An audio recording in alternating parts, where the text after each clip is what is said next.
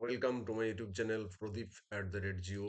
আজ আমি আলোচনা করব দশম শ্রেণীর যে প্রস্তুতি পর্ব তার পঞ্চম পর্ব নিয়ে। প্রথমে আসি এমসিকিউ টাইপের কোশ্চেনের মধ্যে। পৃথিবীর বৃহত্তম নদী অববাহিকা হলো এটা আমাজন নদীর অববাহিকা। এটাই হচ্ছে পৃথিবীর বৃহত্তম নদী। এর মধ্য দিয়ে সব থেকে বেশি জল প্রবাহিত হয়, তাই এটি পৃথিবীর বৃহত্তম নদী অববাহিকা। হিমবাহ সৃষ্ট হ্রদ হলো কোরি হ্রদ। কোরির মধ্যে জল জমা হয়ে যখন হ্রদ তৈরি হয় তখন সেটা হচ্ছে কোরি হ্রদ। ক্ষুব্ধ মণ্ডল বলা হয় বায়ুমণ্ডলের যে স্তরকে, তা হলো ট্রপোস্ফিয়ার। তার কারণ কি, ট্রপোস্ফিয়ারের বায়ুমণ্ডলের যাবতীয় যে দুর্ঘটনা, অর্থাৎ ঝড় ঝঞ্ঝা, মেঘ, বৃষ্টিপাত, বজ্রাঘাত, এই ধরনের ঘটনাগুলি ঘটে থাকে। এই জন্য ট্রপোস্ফিয়ারকে বলা হয় ক্ষুব্ধ মণ্ডল। মার্কিন যুক্তরাষ্ট্রে পৃথিবীর সর্বাপেক্ষা বিধ্বংসী যে ঘূর্ণিঝড়, সেই টর্নেডোকে যে নামে ডাকা হয় সেটা হচ্ছে টুইস্টার। একসঙ্গে একাধিক টর্নেডো যখন দেখা যায় তখন সেটার নাম হয়ে যায় জাম্বো টর্নেডো। আর বিধ্বংসী যে যে ঘূর্ণিঝড় টর্নেডো, সেটার নাম হচ্ছে টুইস্টার। উষ্ণ ও শীতল সমুদ্রস্রোত যে স্থানে মিলিত হয় তাকে বলে তাকে বলে হিমপ্রাচীর। তার কারণ এখানে দুটি জলের যে আলাদা কালার, সেই কালারের মাঝখানে একটা সুন্দর সীমারেখা দেখা যায়, এটাকে হিমপ্রাচীর বলা হয়। বান ডাকা দেখা যায় এমন একটা নদী হলো হুগলি নদী আছে। হুগলি নদীতে বান ডাকে, যা সাধারণত ভরা জোয়ারের সময় হুগলি নদীতে যখন বান ডাকে তখন নানা ধরনের তীক্ষ্ণ চিৎকারকারী ষাঁড়ের মতো অনেকটা মনে হয় যেন দুটি ষাঁড় লড়াই করেছে, একে সারাসারি বানও বলা হয়। বিষাক্ত নয় এমন একটি বজ্র পদার্থ হলো, সেটা হচ্ছে ধানের খোসা। তাছাড়া আর্সেনিক, সীসা, পারদ, এগুলো সবই বিষাক্ত বজ্র পদার্থ। ভারত থেকে প্রেরিত প্রথম কৃত্রিম উপগ্রহ হলো IRS, Indian remote sensing satellite. শিবালিকের পাদদেশে নুড়ি বালি পলি মিশ্রিত অনুর্বর যে ভূমি, তার নাম হচ্ছে ভাবর। আর তোরাই যেটা অঞ্চল, সেটা হচ্ছে আর্দ্র স্যাঁতসেঁতে অঞ্চল, শিবালিকের পাদদেশেই অবস্থিত। তিস্তা নদী সাধারণত তোরাই এবং ভাবর দুটি পোর্শনে ভাগ করেছে। ব্ল্যাক কটন সয়েল নামে পরিচিত, সেটা হচ্ছে কৃষ্ণ মৃত্তিকা, যেটাকে এখানে রেগুড় মৃত্তিকা বলা হচ্ছে। অর্থাৎ কৃষ্ণ মৃত্তিকারই স্থানীয় নামই হচ্ছে রেগুড় মৃত্তিকা। গারো কৃষ্ণ যে মৃত্তিকা, সেটার নাম হচ্ছে রেগুড় মৃত্তিকা। রেটুন কথাটি যে চাষের সাথে যুক্ত সেটি হলো আখ চাষের সাথে। আখ কেটে নেওয়ার পরে আখের গোড়া থেকে আবার ছোট ছোট চারা গাছ বের হয়, সেই চারা গাছগুলিকে আখ আবার বসিয়ে নতুন আখ উৎপাদন করা হয়, সেই জন্য এটি পদার্থটির নাম হচ্ছে রেটুন পদ্ধতি। সংযোজন ভিত্তিক শিল্প হলো মোটর গাড়ি নির্মাণ শিল্প। তার কারণ একটি মোটর গাড়ি নির্মাণ শিল্প গড়ে তুলতে গেলে বিভিন্ন শিল্প থেকে সংগৃহীত যে কাঁচামাল, সেগুলি সংগ্রহ করে একসাথে সংযোজন করা হয়। সেই জন্যে মোটর গাড়ি শিল্পটাকে বলা হয় সংযোজন ভিত্তিক শিল্প।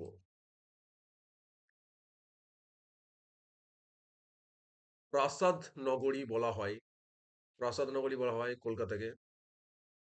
এখানে বড় বড় অনেক অট্টালিকা রয়েছে। ভারতে যে সময়ে প্রথম রেল যোগাযোগ শুরু হয় সেটা হচ্ছে 1853 সালে ভারতে প্রথম রেল যোগাযোগ শুরু হয়। এটা যে শুদ্ধ অশুদ্ধ নির্বাচন। বারখান বালিয়াড়ির সম্মুখ অংশ উত্তল এবং পিছনের অংশ অবতল। এটা শুদ্ধ হবে। তার কারণ কি, বায়ুর দিকটি, সম্মুখ অংশ বলছে বায়ু প্রবাহের যে দিক, সেই দিকটি হচ্ছে উত্তল এবং পিছনের অংশটি অবতল হয়। প্রধান গ্রিনহাউস গ্যাস হলো কার্বন ডাইঅক্সাইড, এটা শুদ্ধ হবে। তার কারণ ওজোন, মিথেন আর এ সবকিছুর থেকে বেশি গুরুত্বপূর্ণ ভূমিকা, বায়ুমণ্ডলকে উষ্ণ করতে বেশি গুরুত্বপূর্ণ ভূমিকা পালন করে কার্বন ডাইঅক্সাইড গ্যাস। ভারত মহাসাগরে মৌসুমী স্রোত বয়ে যায়, এটা শুদ্ধ হবে। এই মৌসুমী স্রোতের কারণে ভারত মহাসাগরে বিপরীতমুখী বায়ু স্রোত, এই সমুদ্র স্রোত লক্ষ্য করা যায়। শহর অপেক্ষা গ্রামে বজ্র পদার্থ অনেক বেশি, এটা অশুদ্ধ হবে। তার কারণ কি, অধিকাংশ বজ্র পদার্থ শহরের মানুষজনই ব্যবহার করে, তাদের উচ্ছৃঙ্খল জীবনযাপন বজ্র পদার্থ বেশি তৈরি করতে সাহায্য করে। সার্ভে অফ ইন্ডিয়া বা SOI এর সদর দপ্তর বেঙ্গালুরুতে অবস্থিত, এটা অশুদ্ধ হবে। তার কারণ সার্ভে অফ ইন্ডিয়ার যে সদর দপ্তর সেটা দেরাদুনে অবস্থিত। ভারতের উচ্চতম পর্বতশৃঙ্গ হলো কাঞ্চনজঙ্ঘা। এটা উত্তর শুদ্ধ হবে। কিছু বইয়ে ভারতের উচ্চতম শৃঙ্গ কেটু হিসেবে প্রেজেন্ট করা আছে, কিন্তু আন্তর্জাতিকভাবে স্বীকৃত তথ্য অনুসারে কাঞ্চনজঙ্ঘা হলো ভারতের উচ্চতম পর্বতশৃঙ্গ। এটা ভারতের সিকিম রাজ্যে অবস্থিত। আর কেটু যে শৃঙ্গ সেটা বর্তমানে পাক অকুপাইড যে কাশ্মীর, এ, পাকিস্তান অধিকৃত যে পাক অকুপাইড কাশ্মীর এবং চীনের সীমান্তে অবস্থিত। কৃষ্ণা নদীকে দক্ষিণ ভারতের গঙ্গা বলা হয়। এটা শুদ্ধও হতে পারে, অশুদ্ধও হতে পারে।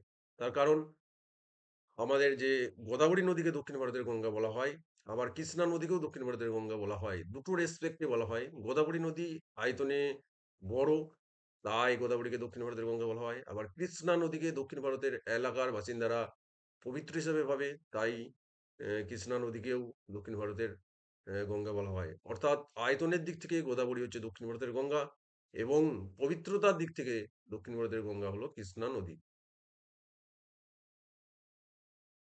কেবলমাত্র শিলা দ্বারা গঠিত মরুভূমিকে সাহারায় বলা হয় হামাদা।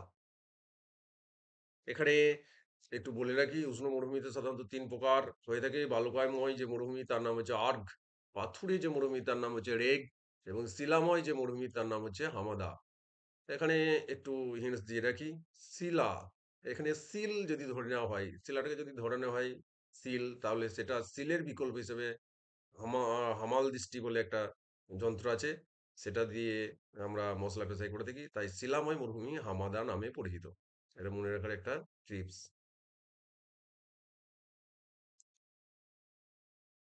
আল্পস পর্বতের উত্তর ঢালে প্রবাহিত উষ্ণ স্থানীয় বায়ু হলো ফন।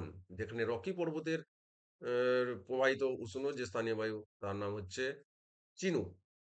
আর আল্পস পর্বতের উত্তর ঢালে প্রবাহিত উষ্ণ স্থানীয় বায়ুর নাম হচ্ছে ফন। সমুদ্রের মাঝে স্রোতহীন আগাছাপূর্ণ অংশকে বলা হয়, স্রোতহীন আগাছাপূর্ণ অংশকে বলা হয় শৈবাল সাগর। তার কারণ কি, সেখানে জলের যেহেতু নড়াচড়া হয় না, তাই সেখানে আগাছাপূর্ণ অংশ লক্ষ্য করা যায়।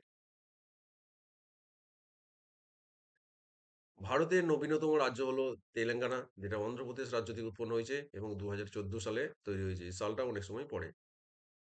ভারতের বৃহত্তম নদী বহুমুখী নদী পরিকল্পনা হলো ভাকরা নাঙ্গাল পরিকল্পনা। এটা পাঞ্জাবে অবস্থিত। ভারতের মরু মৃত্তিকা গবেষণাগার ড্যাশ এ অবস্থিত। এটা মরু মৃত্তিকার গবেষণাগার রাজস্থানের যোধপুরে অবস্থিত। মরু অঞ্চল, তাই সেখানেই গড়ে উঠেছে। ভূবৈচিত্র্য সূচক মানচিত্রে সমোন্নতি রেখাকে ড্যাশ রঙে দেখানো। সমোন্নতি রেখা মানে যে রেখাগুলো দিয়ে আমরা ভূমিরূপের উচ্চতা দেখাই সেগুলিকে সমোন্নতি রেখা বলে। এগুলি ভূবৈচিত্র্য সূচক মানচিত্রে সাধারণত বাদামি রঙে দেখানো হয়। বাম দিকের সাথে ডান দিকের মিল। নবসেবা বন্দর এটা হচ্ছে মুম্বাই মহারাষ্ট্রে অবস্থিত, এবং এটা একটা ভারতের হাইটেক বন্দর, অর্থাৎ উচ্চ প্রযুক্তি সম্পন্ন বন্দর। High technology, hitech means high technology. Coimbatore, এটাকে কি বলা হয়, দক্ষিণ ভারতের ম্যানচেস্টার। লখনৌ, এটা হচ্ছে ভারতের প্রধান আখ গবেষণা কেন্দ্র। দিল্লিকে বলা হয় ভারতের রোম। এখানে প্রাসাদ নগরী যদি বলা হয় তাহলে হচ্ছে কলকাতা, আর যদি বলা হয় ভারতের রোম সেটা হচ্ছে দিল্লি। এসএকিউ টাইপের কোশ্চেন, কোন মহাদেশে পৃথিবীর সর্বাধিক হিমবাহের সঞ্চয় দেখা যায়? সেটা হচ্ছে আন্টার্কটিকা মহাদেশে। বরফের এলাকা, বরফ মহাদেশও বলা হয়।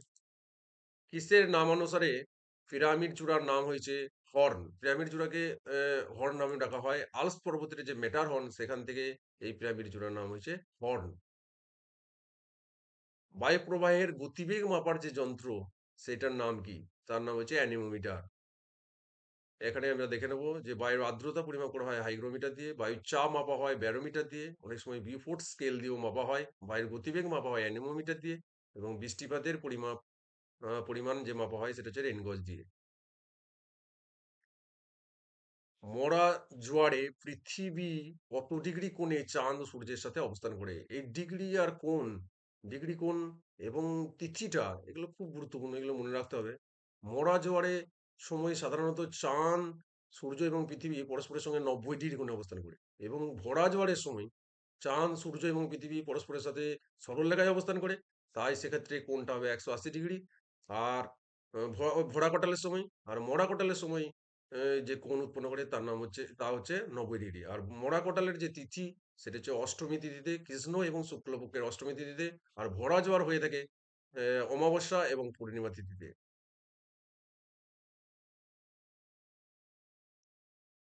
নীলগিরি পর্বতের সর্বোচ্চ শৃঙ্গের নাম হচ্ছে দোদাবেতা। কাকে প্রাকৃতিক স্পঞ্জ বলা হয়? স্পঞ্জ সাধারণত জল ধরে রাখে। আমরা ব্যাংকে বা কোনো জায়গায় গেলে দেখতে পাই যে সেখানে ছোট একটা কৌটো পাত্রে হালকা করে জল দিয়ে স্পঞ্জ রাখা হয়েছে। অর্থাৎ স্পঞ্জ হচ্ছে জল ধারণকারী এক ধরনের বস্তু। আর প্রকৃতির ক্ষেত্রে স্পঞ্জ বলা হয় উদ্ভিদকে। তার কারণ কি? উদ্ভিদ মেঘ ডেকে আনে। এছাড়া বাষ্পীয় যে প্রস্বেদন সেটা মেঘ সৃষ্টিতে সাহায্য করে।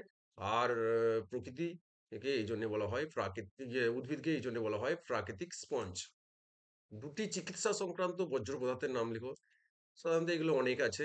ব্যবহৃত ইনজেকশনের সিরিঞ্জ সাধারণত আমরা দেখতেই পাই। আমাদেরকে একবার ইউজ করার পরেই ডাক্তারবাবু করে ফেলে দেন। এছাড়া ব্যবহার করা ট্যাবলেটের পাতা, সেগুলো পরিবেশে মিশতেই চায় না। এছাড়া এক্স-রে প্লেট, রক্তমাখা ব্যান্ডেজ, ওষুধের শিশি, এই সমস্ত জিনিসগুলি সবই চিকিৎসা সংক্রান্ত বর্জ্য। এবারে চিকিৎসা সংক্রান্ত বর্জ্যগুলির বেশিরভাগ অংশটাই যেহেতু ও ইনফেকশাস, অর্থাৎ ছড়িয়ে পড়ে সংক্রামক বর্জ্য, এগুলোকে সংক্রামক বর্জ্যও বলা হয়।